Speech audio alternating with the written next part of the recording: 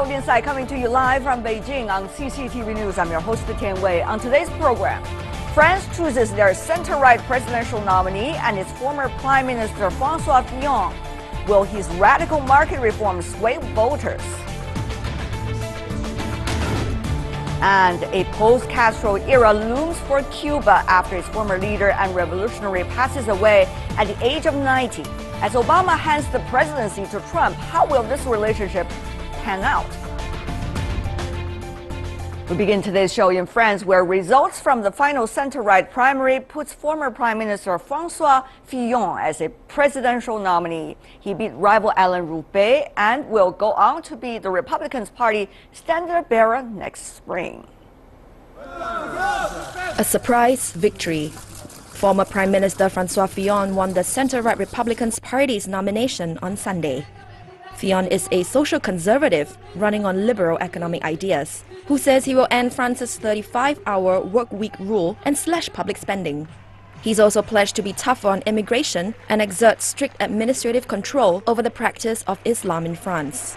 I often hear that the rules of secularism must be hardened. But why impose new demands on Catholicism, Protestantism, and Judaism? They have lived in peace with the Republic for decades, when only fundamental Islam threatens our society. Though President François Hollande has yet to announce whether he will seek a fresh mandate, an approval rating of just 4% makes his re-election extremely unlikely. Hollande's socialists will hold primary elections in January to cheat. Several members of Hollande's cabinet have decided to seek the presidential nomination in the primaries. And with the left in disarray, Fillon's main opponent in next year's presidential election will be far-right leader Marine Le Pen. Her anti-immigration and anti-EU National Front party has made big inroads against mainstream parties on both sides of the political spectrum, as France struggles with high unemployment and low economic growth. Opinion polls do suggest that the majority of French voters are against seeing the far-right in power. That means it currently looks like Fillon has the best chance of becoming France's next president, although much could change between now and next April. To discuss more about the French election and political situation, we have in Beijing Mr. Cui Hongjian, Director of the Department of European Studies at the China Institute of International Studies. Welcome to our program, sir. Also in Paris, we are having Ms. Helena Conway-Mouret, a member of the French Senate. Welcome. And in Nottingham, the UK, we are joined by Associate Professor and Head of the Department of French and Francophone Studies at the University of Nottingham. Welcome as well. First of all, may I start with you, Ms. Conway-Mouret? How much chance do you think the current Republican candidate likely to have for the eventual presidential election? It's very early to say. He has just been chosen by his own party to gather and woo all the right and right extreme and maybe center-right electorate. So it's very difficult to say in the absence of a left-wing candidate. And we know, of course, that Marine Le Pen will be running, but we know that it's going to be a three-party election that will be fought next year. Professor Smith, what do you think?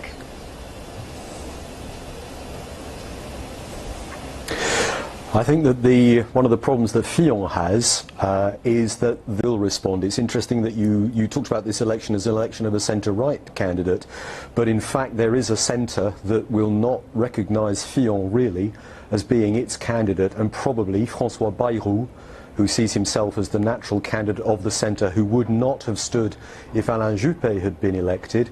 François Bayrou will probably stand, and there is certainly a centre ground on the right in France that will want to have its say, will want to have its candidate, and that could prove a very interesting contest in the first round. But the question is, Ms. Conway-Mouret, does the center still matter anymore, given the going to the right kind of tendency that we see in elections throughout the world?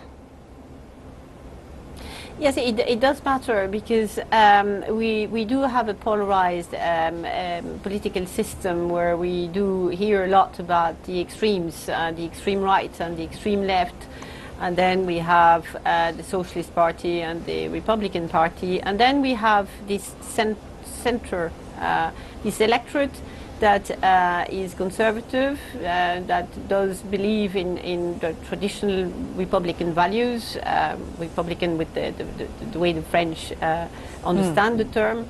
And it is within that electorate that the two the right and the left have to seek voters, because they know already that the left represents about 30%, the right 30%, the extreme right 30%, and it's really this electorate that makes the difference if they can woo them.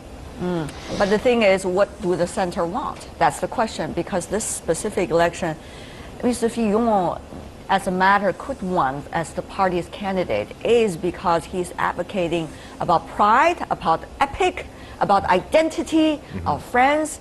That is certainly not necessarily what the center has used to label themselves. But Mr. Cui here in Beijing, what do you make of the current results so far? Yes. Also, so far, indeed, I think Mr. Fillon won, smoothly than we expected. So I think so far it's a good news for those people who are worrying about this defeat of these mainstream politicians. But of course, just like you mentioned, now we have to recognize the situation is no matter the left, right, and the far right, it looks like all of these parties, their principles, their commitment already has been shaped by a kind of issue. For example, just like I mentioned, identity issue, or some refugee issue, or migration issue, or some European Union issue, everything. So that's interesting because Ms. Conway-Mouret, in the campaign, Mr. Fillon talking about several things. One is reform the labor standard, necessarily please the blue-collar workers and the labor unions. And then he talked about, let's cut the taxes. Well, the rich are going to be a little bit happy about that. And then he also talked about, let's reestablish our identity. And at the same time, to cut down on immigrants, particularly those from the Muslim countries. So it seems to be a mixture of groups that he's trying to please. The question is, can he do that? Can candidates in today's France be able to please everybody? Ms. Conway-Mouret. Well, very good question. You have to remember that we're just out of the primary, and the primary was fought towards the one electorate, that is the right-wing electorate. So that's the one that had to be pleased and be called to the polls. So therefore, there were some questions on the economy, and Monsieur Fillon is possibly the candidate that has the most elaborate program that was very clear-cut from the start as to what he wanted to propose. But then he was within a party where Nicolas Sarkozy was the candidate that was running after the right extreme votes, and that's based on identity, migration, and whatever. So Monsieur Fillon obviously had to try to catch this electorate as well, and that's why he went maybe on other grounds than the ones that he had initially initiated within his own project. But you have to remember that all these candidates were within the one party. Right. So, of course, they do have what each of the candidates put into the program, the right-wing program, in order to catch a certain part of the electorate. Beautifully said. More sensitive to economic issues or social issues or identity, but right. that was very much the theme that Nicolas Sarkozy was concentrating on. Okay, beautifully said, as I said earlier. But the question is, campaign rhetoric, when it comes to implementation, of course, is going to be a very different matter. So, with the U.S. presidential election and Mr. Donald Trump as a president, Professor Smith, what do you think the French voters, how much are they going to believe in what the candidates say, and how much are they going to buy into the words? Well, it depends not only whether they believe it or whether they want to go along with it, because in 2007 you had two candidates, Nicolas Sarkozy and Ségolène Royal, who talked about nothing but change. The French word is rupture, nothing but change with the past, both of them in very different ways. Here you have one candidate who's talking a lot about change, and yet what's going to be delivered? Already the trade unions are talking about a difficult process, and as our colleague from the French Senate said, that there's a great deal of difference between one party's potential candidate, who's now their candidate, and actually what his programme will be. There will be negotiations between him and other figures on the right and the centre-right, and it'll be very interesting to see how much of his programme for winning the primary actually remains in place come next April, May. But that's, the problem with the French is at the moment when you talk to ordinary French people, they want change, but nobody really knows what that means, or they'll sign up for certain things, and as you yourself are saying, they'll buy bits of it, but they don't want to buy the whole package necessarily. Well, the UK, I have to say, pretty much knows what they want in your referendum about the Brexit, so I don't know whether the French really have a very clear idea of what they want. Ms. Conway-Mouret, that's why I want to come back to you. There are two things going on right now. One is the internal politics and the economy of the French, your own country. The other is France's relations with the EU and also with the rest of the world that we should all examine at the same time. So what do you make of exactly what the French want? If I could generalize like that, particularly when you see the rise of populism elsewhere in the world, you see the US election, you also see some of the right-wing tendency in other European capitals as well with the elections coming up there. This is a long question, but I really want you to help us understand what is the social trend while you smell the air in Paris. Well, France is not immune to what's happening in the rest of the world. There is a deeper gap between the urban and rural populations now. There is a fear of globalization where people feel that time and space is escaping them, that everything is going really, really fast. And indeed, the polls, I mean, François Fillon 2 months ago was totally unknown, and now he has actually won the primary. So there is a very volatile kind of feeling in the population where what is wanted today can be different in a month's time. I think all of that is linked to the social networks where people are linked constantly to what's happening, and their mind can be changed on an issue simply because they'll be reading up in the social networks all the different types of things, and may actually take some distance with the official talks. So what the French want is very difficult to say. I think what they want is to be reassured that they can continue to live in peace, which is one of the most important things. That globalization is not somehow putting pressure in making their children not less or less well off than the parents would have been. They want to be reassured that the educational system will actually prepare the youth to get a job. That migration will be controlled, that terrorism will be under control, and so they want all of these things at the same time. But I think we live more and more in an individualist society, and that people are looking after themselves and what is good for them. In terms of their accommodation, their job, the schools for their children, the health care, and so on. They want all of that as a package, and they're not maybe as tolerant than they were in the past. Mr. Cui, here in Beijing, we heard what the other two panelists have helped us to understand. The question is, will they be able to do that? I mean, at this stage. There's a transformation of the economies going on around the world. There's failure of doing that in many countries. France is not necessarily an exception. And meanwhile, you see the divide after the U.S. presidential election within the country, the huge division there about on all the issues. So are we going to see another example of that with the French election coming up? Yes, certainly. I think before I give a response to your question, I just want to have some very briefly, answer to this previous question about what does France want. Go ahead. Okay. So I think first we can find out from both of the policies from Mr. Fillon and Marine Le Pen.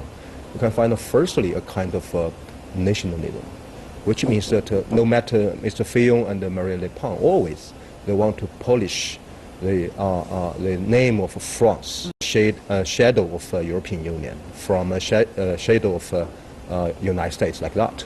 And also for your question, certainly I think that it very, very possible for France, once they will be winner for election, no matter Mr. Fillon and Le Pen, because so far we can find out, just like Madam from France mentioned, it, very, very deep gap among the societies between the workers, between the workers and the employer, and between those people who won something from globalization and somebody who lost something from it.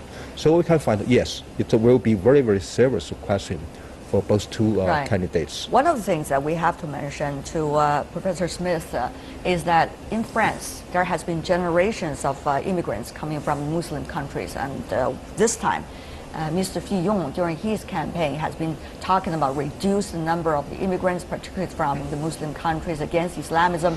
So we all understand the European continent now is not immune to terrorism anymore. We are not suggesting anything that religion is necessarily linked to terrorism. But the question is, how are we going to look at promises like this by the candidate?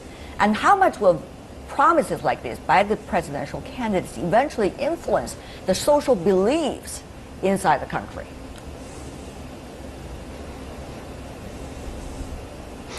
Well, I think that's a very good question. Of course, again, we've been here before. Nicolas Sarkozy in 2007 camped really on the territory of Marine Le Pen's father, Jean-Marie Le Pen, in 2007, and talked about limiting immigration and stole votes from him as a consequence. And I think that that's what Fillon is doing, that there's a lot of rhetoric. Whether he can really introduce meaningful controls on particular kinds of immigration into France is unknowable, but certainly he will use that rhetoric in order to steal votes, because that's what he's essentially doing. He's doing what Sarkozy did before. I mean, there is a lot of crossover between the two men, just because there is an issue of personality behind the rejection of Sarkozy, but there's a lot of policy identification between the two. Now, whether he can actually deliver on those kinds of controls it's not immaterial, but it will be a way in which he will try to steal, and we've seen this already, that he will try to steal some of that terrain from Le Pen. And her problem that she has is that she's now dealing with an opponent on the right that she wasn't expecting. But you know, all of these is not necessarily all about tactics. It is also something about the strategies, the strategy of the country and the vision of the country, I guess. Therefore, let me come back to you, Ms. Canvier-Mouret. That is, you see the U.S. presidential election, you see radical campaigns by Mr. Trump, and you also see a trend against the quote-unquote correctness. Well, political correctness has its negativity, but at the same time, it has been a theory in which the country believes in when it comes to their value system. So what about the French election? Are we going to see similar phenomena, like what's going on inside the United States? Can France be immune to that trend? Ms. Canvier-Mouret.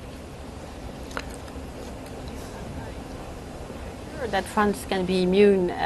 France has always had this tradition to and to have, I suppose, this vision, with the universal human rights, and so feel that it had a role to play. So it's not easy today to sell a program to an electorate, closing down borders and so on. And if Marine Le Pen so far has been doing so well, it's because she has articulated a very clear discourse as to what she was going to do. And people may not have liked what she was saying, except that she was the only one to articulate something that was solid, that could convince them.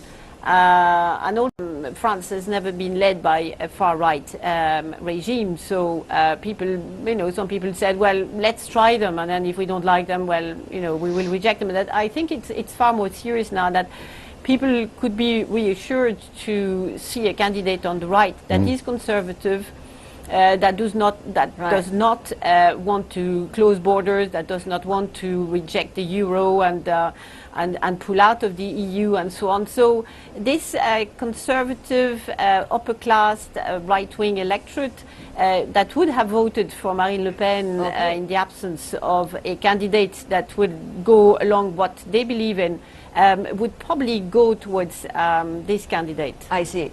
Mr. Cui, come back to you. In the United States, we still do. It is not Republican that the one they have elected, but rather a populist nationalist, which is what Mr. Trump has been trying to be during his campaign. So are we going to see similar phenomena in France? Are we going to see people in their elections, let's try this once, let's try this once, and let's try this once. And if every country that we're seeing during their election in the next year try it once, what does that really mean? Yes, indeed. We can find out some similarities between two sides of the transatlantic sea, because I think now we need to understand a very, very simple reality is why the populism or this far right-wing political figures got so much support from average people. Right. The simple reality is most of the people, they are not satisfied with the current situation. They are not satisfied with this establishment politics or parties. And also, just like mentioned, that compared with the traditional political elite, I think those far-right political figures, they are good at to but the question really is, what does that mean if everybody tried it once? If every country tried it once, are we as a world going to the far right? Because they don't have a very clear direction for future. They just want to try. Because they want to have maybe an unclear direction is good, is better than the current situation. Let me put the same question very briefly to Professor Smith as well. This is the first election we are going to see. It's already been quite heated, but there are more to come, including in Germany. So what do you think, sir, this trend? Is it going to spread even further? What would that mean for Europe, briefly?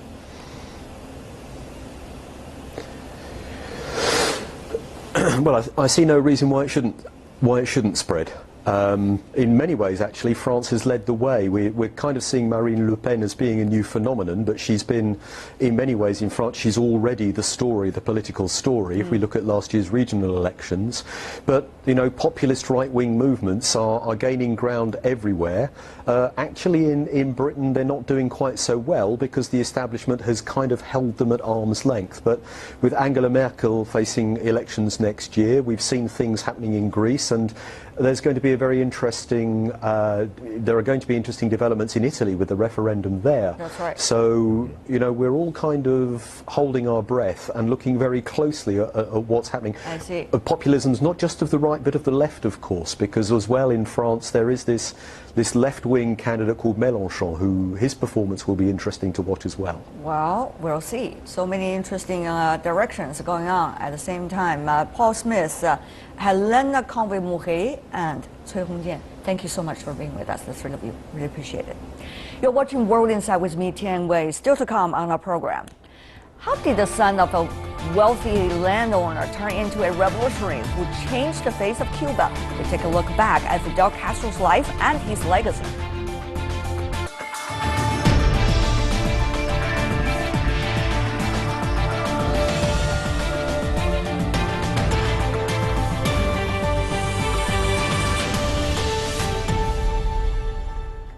Welcome back. You're watching World Insight, coming to you live from Monday to Friday, every day on CCTV News. We now turn to Cuba, where a 9-day national mourning has been declared for the revolutionary leader Fidel Castro, who has died at the age of 90.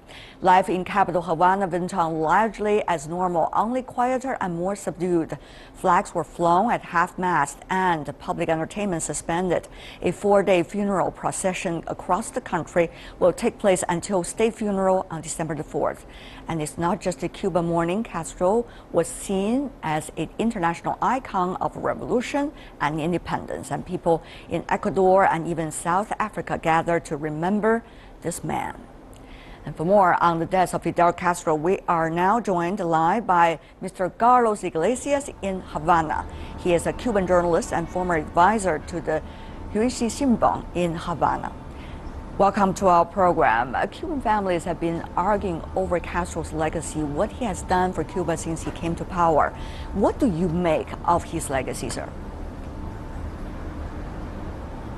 Well, I think his legacy will stay because it is too deep inside the hearts of Cuban people.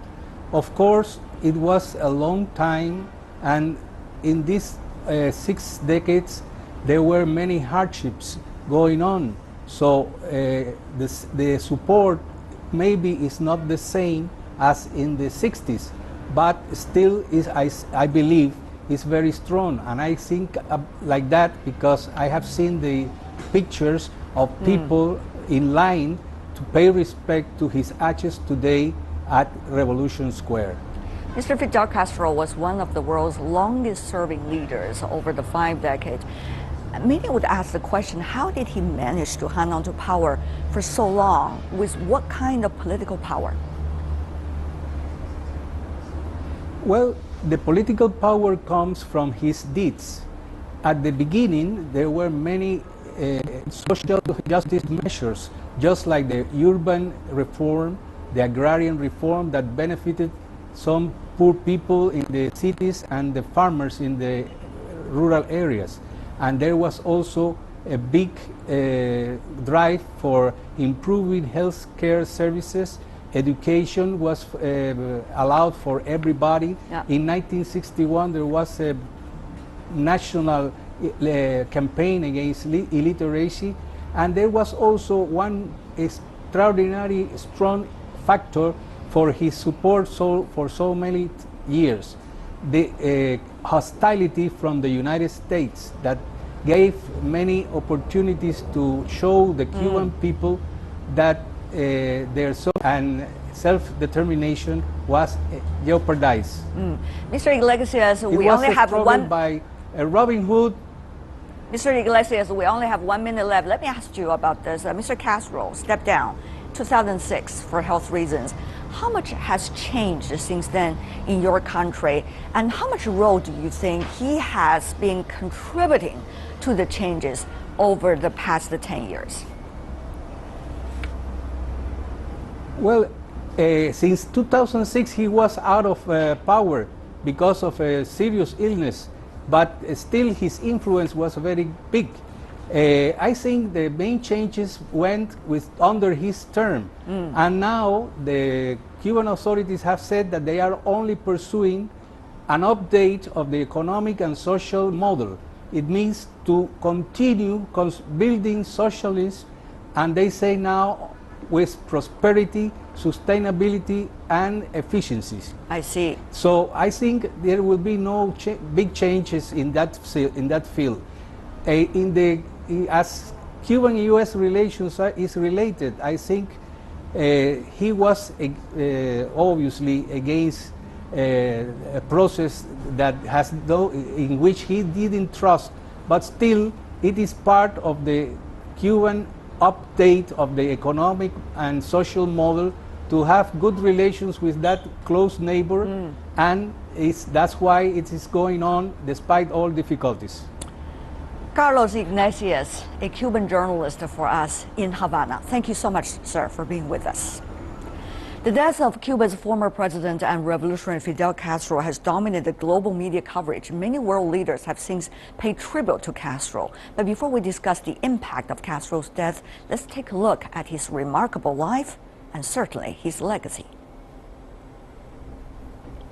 lion of the 20th century.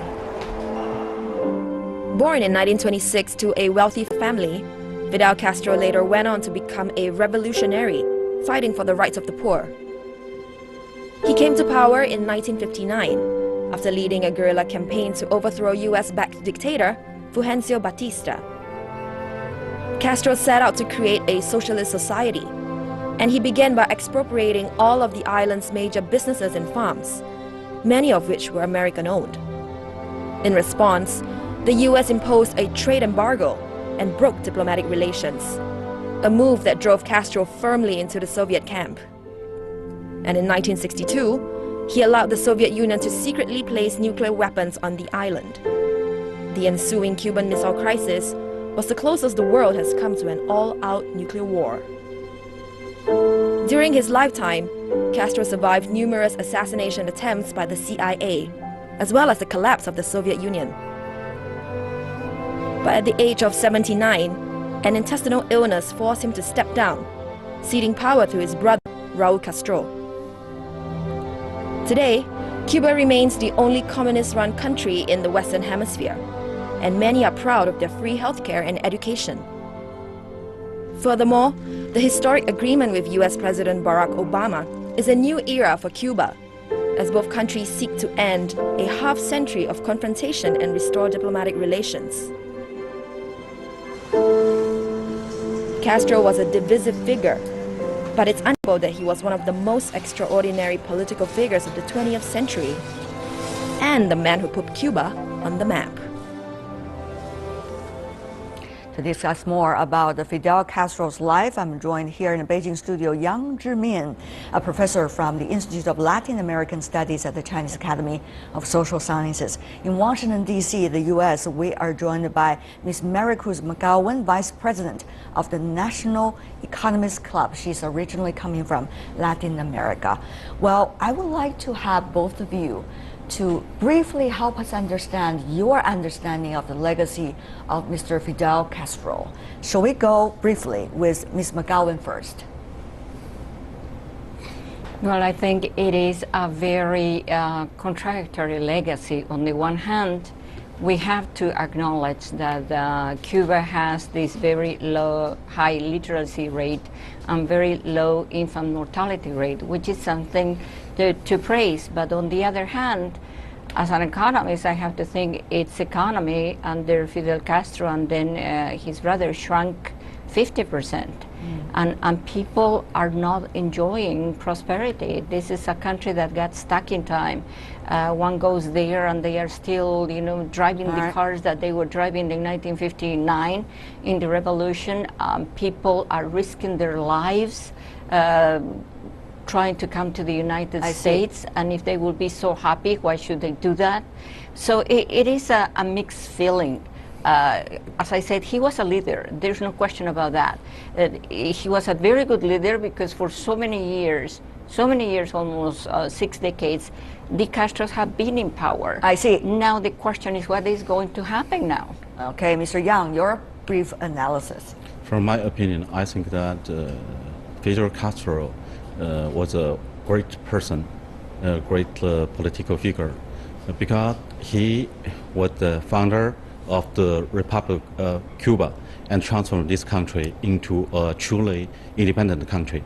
And he was the supporter, the builder of the social fairness and the justice. And also he was the supporter of regional cooperation in Latin America. And I think he is the supporter of the South-South cooperation. So I think he gave a legacy for the human being. I can tell between the two of you, there are already very different opinions about how to see Mr. Fidel Castro's legacy. Cuba, certainly, as both of you mentioned, though, is now a respected player on the world stage, and that achievement is completely disproportionate to its geographical size and location. It was Castro, many believe, who truly transformed the country that has not gone unnoticed. We see that in the outpouring of condolences over the past past few days since the death of Mr. Fidel Castro, UN Secretary General Ban Ki-moon said that Cuba made advances in the fields of education, literacy, and health under Castro. Chinese President Xi Jinping also called him a great figure of our time, saying that he will be remembered by history and people. Russian President Vladimir Putin sees him the symbol of an entire era in the modern history. U.S. President Barack Obama also said history will record and judge the enormous impact of this singular figure. Well, those are what the world figure have been talking about, Mr. Castro. But the question is ever more important. That is his death the bygone of a whole generation of revolutionaries? You see that in China, you see that in Cuba, you see that in Vietnam. So what would this mean to our world now? Very briefly from you, Ms. McGowan. I think, as you said, some leaders, very important leaders, were very diplomatic. Some of them are very honest and acknowledging his presence in this world. But there are many other leaders that remain silent, and we have to ask ourselves why. That's another question. I have to give the American perspective, obviously, and in America, from an American point of view, democracy is extremely important, and that's something that from an American point of view, Cuba has been lacking. You have all of these people, even after President Obama extended his hand toward Raul Castro to reestablish relationships, and we are having, I think today, the first flight going to Cuba from American Airlines to La Habana. But even after that, there are still political prisoners. There are still the damas de blanco, the ladies in white that are being in prison, beat up, Ms. McGowan, I understand your dissatisfaction with the realities inside Cuba from American perspective. But my question more is about, what about the bygone of this whole generation of so-called revolutionary as the leaders of countries like in China, like in Vietnam, like in Cuba? What would that mean for these countries and also for the world at large? Briefly from you, if you can. Well, many of them, I assume, are going to try to continue the revolution. I think his brother will try to continue, but don't forget his brother is also 85 years old. So the life expectancy is not that long. The question is, who is going to come next, and what is going to be his or her, because she could be a woman, agenda. Right. You know, she or he could continue on Fidel Castro's and Raul Castro's agenda, or they may want to open to a more democratic process, and honestly, I don't think nobody knows at this time. Mr. Yang, what do you think? The bygone of this whole generation of revolutionary as the country's leaders, what does that mean? Yeah, I noticed so many condolences messages sent by different head of the countries or the politicians. I think the mainstream give highly praised the achievement that led by the Fidel Castro. So I think it means a finish or the end of an era, but it will begin a new era. But I think the legacy that just now mentioned were a big welfare to the wealth to the Cuban people and also to the world. One of the interesting questions needs to be asked is how much Mr. Fidel Castro, after his retirement from the year 2006, handed over the power to his brother Raul Castro, how much role did he play in Cuba's warming relations with the United States? That has been regarded as one of the most important legacies by President Obama from the U.S. So that is a very interesting question, isn't it? Mr. Yang. Yeah, of course. I think although Fidel Castro, I think, retired after 2008, and I think his entire retired is after 2011, and he transferred the first secretary of the Cuba Communist Party to Raul Castro. But I think Fidel Castro was still the how to say, the leader of the Cuban people, like the spiritual leader iconic of the leader, country. spiritual yes. leader in a way. Yeah. So I think although he was not the person in charge of the very specific affairs of the country, but I'm sure that Raul Castro, his little brother, maybe will go to him, went to him to get some advices on some big events, some big issues. It's hard to imagine that they wouldn't communicate about that. Yeah. Ms. McGowan, I remember there was an anecdote earlier said by President Obama. He was talking about his first phone call to Raul Castro about warming relations. And he talked for 15 minutes just to show his attitude and how much urgency there is to establish relations between the two countries. 15 minutes he talked.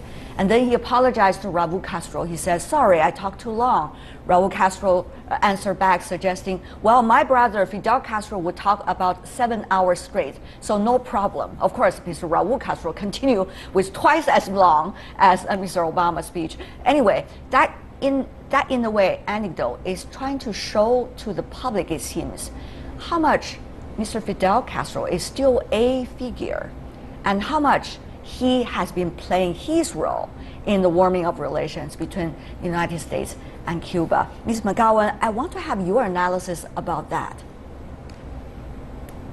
There's no question that Fidel Castro was the brain power, possibly until the very moment he passed away. Raul Castro was there because Fidel had very serious health problems. Something that he said openly, he was not very happy about that new relationship with the United States, and he let the world know that. You know, he openly talked about it, and he said, we don't need the United States. But anyway, his brother, accepted this new attempt from President Obama to start a new relationship. President Obama, basically, I think he thought the embargo hasn't worked, and we have to try something else. We have been here almost 6 decades, and nothing has changed, and I think that was the main idea. We have to open economically, financially, and probably that will lead us to a more democratic environment. I see. Mr. Yang, very briefly I think that from was the intention. Yes. Very briefly from you, Yang. Mr. Yang, before we go, 30 seconds. Now, President Obama come to an end, his term. Mr. Trump come in. Will that continue? That legacy, United States, Cuba, only recently established? I think there are so many uncertainties of the coming new government of the United States because of some words spoken by Trump. So I think Cuba maybe it's very stable situation after the Fidel Castro, but maybe some from United States. So becoming more unpredictable at this moment. Thank you so much to both of you, Yang Zhimin, Maricruz McGowan. I hope we have more time for our discussion, but surely U.S.-Cuba relations will be a big topic for the future as well. Thank you so much for being with us. That is all the time we have for today. If you'd like to see more of the program, visit our website. Just type World Insight CCTV News into your search engine or check out our YouTube channel. From me, Tian Wei, and everyone on the World Insight team, thanks for watching, and tune in again tomorrow for more insights from across China and around the world.